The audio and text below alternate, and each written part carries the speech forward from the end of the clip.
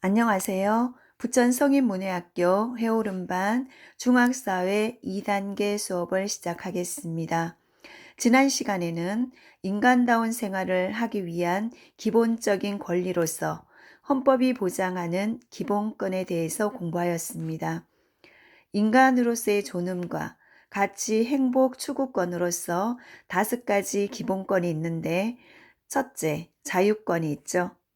자유권, 두 번째 평등권, 세 번째 참정권, 네 번째 청구권, 다섯 번째 사회권이 있었습니다.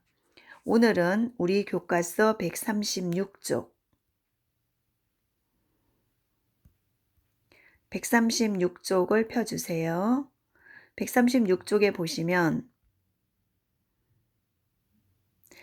기본권을 보장하기 위한 방안에 대해서 공부하겠습니다. 그러면 이렇게 5가지의 기본권이 침해당했을 때 우리는 어떻게 보장받아야 하는지 방안에 대해서 살펴보겠습니다. 기본권은 헌법에 규정하고 있지만 무제한으로 행사할 수 있는 것은 아니다. 이렇게 기본권이 5가지가 있다고 했어요. 그럼 우리는 이것을 보장받아야 하는데, 그렇다고 해서 무조건적으로 행사할 수는 없다고 합니다. 그러면 어떤 경우에 행사할 수 있고 어떤 경우에 행사할 수 없는지 살펴보겠습니다. 우리 헌법 제37조 제2항에는 국민의 모든 자유와 권리는 국가 안전 보장, 국가의 안전을 보장하는 범위에서 국가 안전 보장, 그 다음 질서 유지 또는 공공 복리를 위하여 필요한 경우에 하나여 법률로서 제한할 수 있다. 국가의 안전에 문제가 있을 경우는 우리의 기본권도 어느 정도 제한을 받을 수 있다는 얘기죠. 그리고 국가의 질서 유지, 그 다음에 우리 모두의 공공, 복리, 우리 모두의 이익을 위해서는 개인의 기본권은 어느 법이 정하는 한도 내에서는 제한을 받을 수 있다는 겁니다. 무조건적으로 다 기본권을 행사할 수 있는 건 아니란 얘기죠. 헌법 제37조 2항에 그렇게 나와 있습니다. 그러면 제한하는 경우 자유와 권리의 본질적인 내용을 침해할 수는 없다. 자유와 권리의 본질적인 내용을 침해할 수는 없다. 일부분은 제한할 수 있지만 가장 중요한 부분은 제한할 수 없다. 이렇게 규정하고 있습니다. 다음, 국민의 기본권을 제한할 때는 반드시 국민의 대표기관인 국회가 제정한 법률에 따르도록 명시하고 있습니다. 기본권을 제한하는 경우에도 반드시 법에 따라서 법률에 정해진 한도 내에서만 제한할 수 있다는 거죠. 제한하는 것도 정해져 있어요. 이렇게 헌법으로 기본권을 보장하는 것은 첫째, 국가가 국민의 기본권을 실현하기 위해 적극적으로 노력하려는 것이며, 다음, 둘째,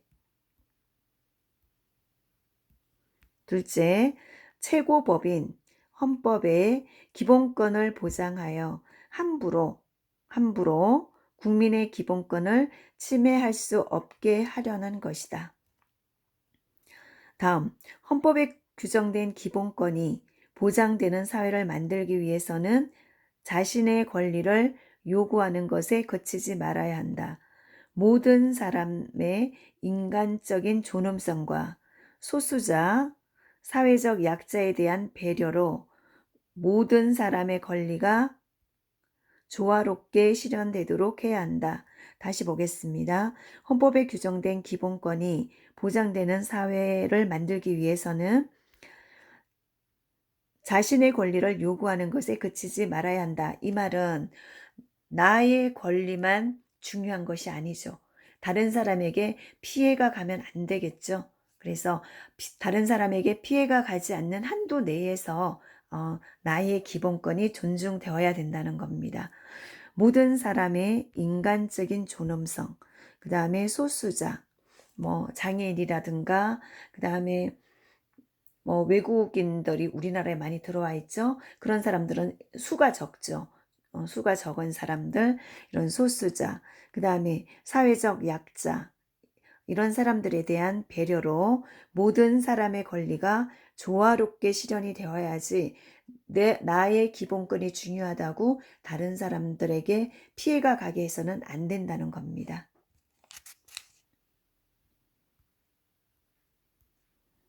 다음 137쪽에 문제를 통해서 정리해 보겠습니다.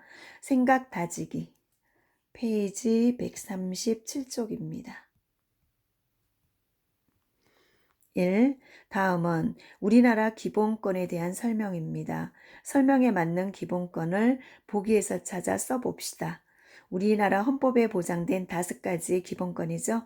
사회권, 자유권, 참정권, 평등권, 청구권이 있습니다.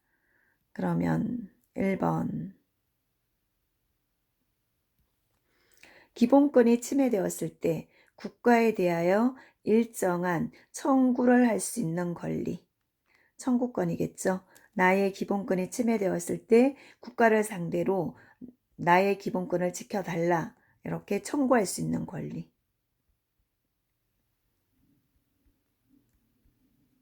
청구권. 2. 누구나 교육을 받을 권리와 같이 인간다운 생활의 조건을 누릴 수 있도록 국가에 요구할 수 있는 권리. 인간다운 생활을 할 수 있는 조건의 권리죠. 이것은 사회권입니다.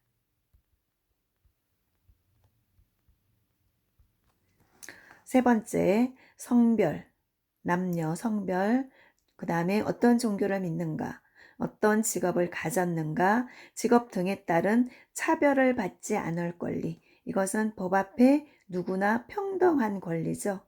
평등권. 차별받지 않을 권리. 다음 4번. 정치에 참여할 수 있는 권리. 참정권입니다. 정치에 참여하여 나의 의견을 말할 수도 있고 내가 직접 정치를 하기 위해서 출마할 수도 있죠. 국회의원으로 또는 대통령으로 의원으로 이렇게 부천시장으로 출마할 수도 있습니다. 정치에 참여할 수 있는 권리. 그 다음에 5번째, 국가 권력에 의하여 자유를 침해당하지 않을 권리. 이것은 자유권이죠. 자유권. 다음 2번. 다음 괄호 안에 적절한 말을 본문에서 찾아 써봅시다. 기본권을 제한할 수 있는 경우, 우리의 기본권을 언제나 행사할 수 있는 것은 아니라고 했어요. 그러면 어떤 경우에 제한을 할 것인가? 네, 국가의 안전이 보장되었을 때만. 그래서 국가 안전 보장을 위해서. 이럴 때는 개인의 기본권이 제한될 수 있습니다. 그리고 사회의 질서 유지를 위해서, 그리고 우리 모두의 이익, 공공 복리를 위해서 필요한 경우에 제한할 수 있다. 나의 기본권을 행사하자고 다른 사람의 기본권을 침해해서는 안 되겠죠. 그래서 그런 경우에 필요한 경우에는 제한할 수 있습니다. 개인의 기본권을 위해서 국가 전체의 안전에 문제가 생기면 안 되기 때문에 일부분은 제한을 한다는 거죠. 그 다음 138쪽에 정리 콕콕 페이지 138쪽입니다. 그동안 배운 내용을 한번 정리해 보겠습니다. 인권은 인간의 기본적인 권리로, 이것은 인간으로 태어났다는 이유만으로도 갖는 권리가 인간의 기본적인 권리인 인권이죠. 이것은 한 국가의 헌법에 의해 보장되는 권리다. 우리나라 헌법에도 인권이 보장되어 있습니다. 그 다음 두 번째, 우리나라 헌법에는 인권의 기본 원칙으로서 인간의 존엄성과 가치의 존중, 그리고 행복 추구권, 다음 법 앞에 평등, 이런 내용을 정하고 있습니다. 인간으로 태어났다는 것만으로도 존중받아야 할 이유가 있다. 존엄하다, 귀하다, 이런 뜻이죠. 그 다음에 어떤 가치, 인간의 가치를 존중을 해주고, 그 다음에 행복할 권리가 있다는 겁니다. 행복 추구권, 그리고 법 앞에서는 누구나 평등하다, 차별받지 않을 권리가 있습니다. 이것을 우리 헌법에서 보장하고 있죠. 다음 3번. 우리나라 헌법에는 기본권으로서 첫 번째, 자유권이 있었고, 두 번째, 평등권, 법 앞에서는 누구나 평등하다. 세 번째, 정치에 참여할 수 있는 참정권. 네 번째, 내가 기본권을 침해당했을 때 기본권을 지켜달라고 국가를 상대로 청구할 수 있는 권리입니다. 다섯 번째, 사회권. 인간다운 삶을 살기 위한 조건을 갖출 수 있는 권리죠. 그럼 교육받을 권리도 사회권에 들어가겠죠. 이런 5가지의 기본권을 우리 헌법에서 보장하고 있습니다. 다음 4. 기본권을 보장하기 위해서는 자신의 권리를 보호하려는 의지와 함께 내 자신의 권리를 보호하려는 의지가 분명히 있어야 되겠죠. 그래야 나의 기본권을 지킬 수 있습니다. 하지만 타인의 기본권을 존중하는 성숙한 권리의식이 필요하다. 나의 기본권을 지키기 위해서 타인의 기본권을 침해해서는 안 되겠죠. 그래서 다른 사람의 기본권을 존중하는 자세, 그런 성숙한 권리의식이 필요합니다. 나의 기본권도 중요하지만 다른 사람의 기본권도 중요하다는 그런 의식이 필요하죠. 다음 5. 국민의 모든 자유와 권리는 국가 안전 보장, 국가의 안전이 보장되는 범위 안에서, 그리고 사회의 질서가 유지되는 범위 안에서, 그 다음에 우리 모두의 이익을 위해서, 공공 복리를 위해서는 필요한 경우에는 법률로 개인의 기본권을 제한할 수도 있습니다. 당연히 법률에 정해진 바에 의해서만 가능하죠. 제한하는 경우에도 자유와 권리의 본질적인 내용까지 침해할 수는 없다. 일부분은 제한을 하지만 아주 본질적인 가장 중요한 자유와 권리에 대해서는 침해할 수 없다라고 법에 보장되어 있습니다. 그 다음 139쪽으로 넘어가겠습니다. 세 번째 단원인데요. 일상생활과 법. 우리 일상생활과 법은 어떤 관련이 있는지. 먼저 법의 기능입니다. 첫 번째, 학습 목표 함께 읽어보겠습니다. 1. 일상생활과 법의 연관성을 설명할 수 있다. 우리의 생활과 법은 어떻게 연관되어 있는가? 두 번째, 일상생활에서 법의 다양한 기능을 설명할 수 있다.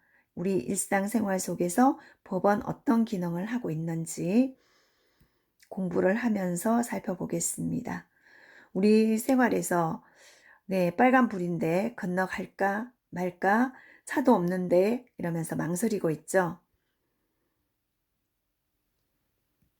그러면 법을 잘 지키며 살아가는 착한 사람을 두고 법이 없어도 살 사람이라고 합니다. 과연 사람은 법 없이 살아갈 수 있을까요? 이렇게 차가 없는 도로에서도 망설이게 되죠.